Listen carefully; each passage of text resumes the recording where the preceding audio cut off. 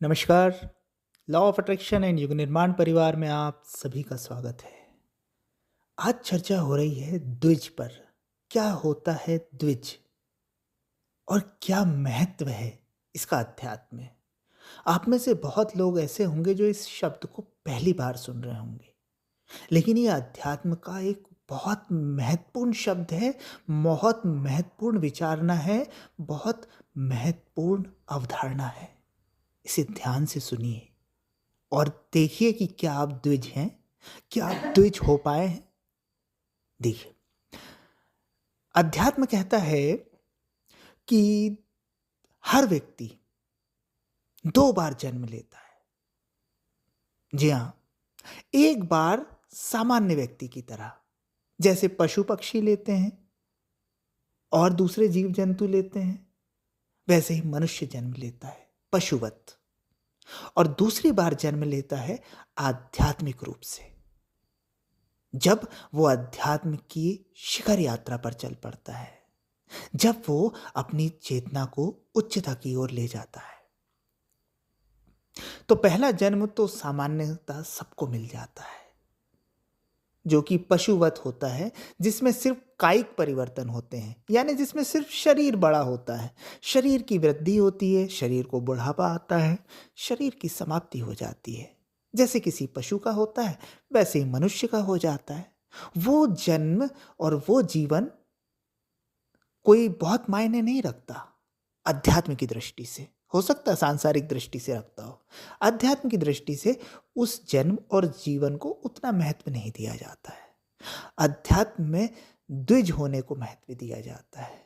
द्विज यानी सिर्फ कायिक परिवर्तन नहीं, चेतना में भी परिवर्तन, चेतना की उच्चता, जागरूकता की अवस्था, अध्यात्म की श्रेष्ठता, समर्पण की पराकाष्ठा।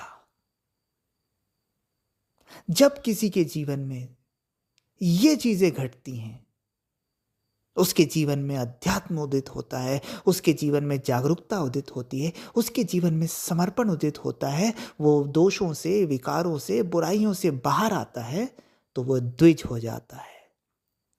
और ये द्विज होने के लिए आपको किसी धर्म, किसी संप्रदाय, किसी जाति में जन्म लेना आवश्यक नहीं है।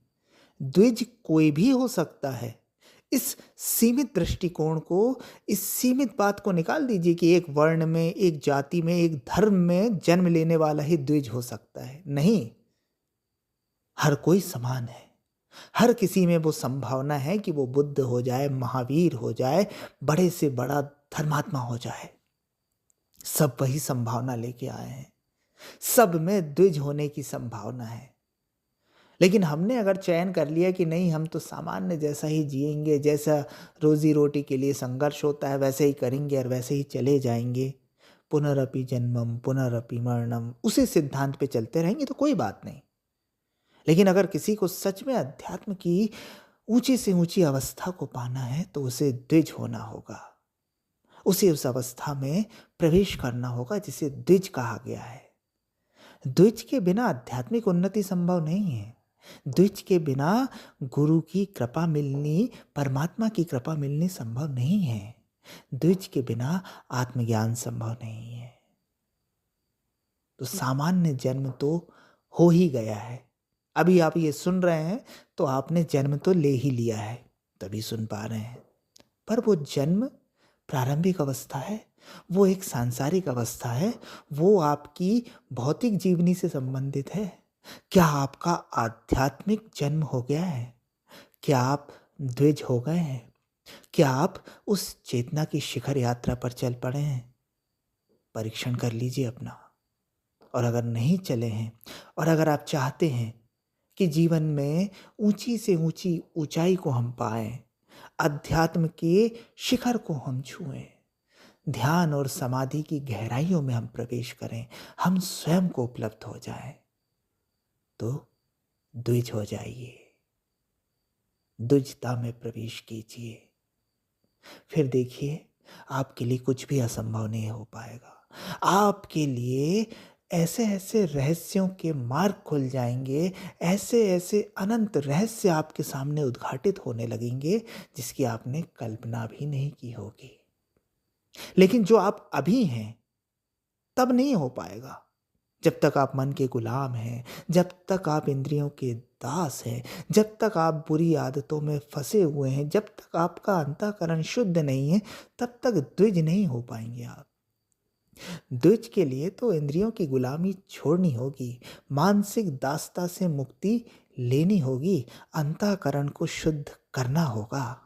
तब होगा आपका नया जन्म, तब होंगे आप द्विज, और तब आप जान पाएंगे कि कौन है आप। तो निर्णय आपका है कि सामान्य व्यक्ति की तरह ही निकल जाना है या द्विज हो जाना है। जीवन आपका है, निर्णय आपका है। धन्यवाद।